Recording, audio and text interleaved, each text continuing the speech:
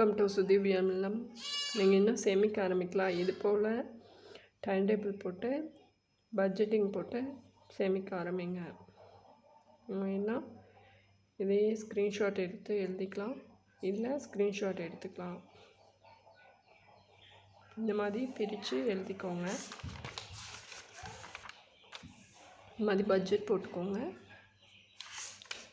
இதே போல் இந்த மாதிரி எக்ஸ்பென்சஸ் நீங்கள் எழுதினா தான் இந்த ஃபினான்ஷியல் ஸ்கேனிங் நம்ம பண்ண முடியும். இந்த மாதிரி ஒவ்வொரு நாளும் செய்கிற செலவுகளை எழுதி வச்சு பழகுங்க. அப்போ தான் நமக்கு ஈஸியாக ஃபினான்ஷியல் ஸ்கேனிங் பண்ண முடியும். நம்ம இந்த மந்தோட ஃபினான்ஷியல் ஸ்கேனிங் இவ்வளோ தான், 25,000 வந்துச்சு. அதில்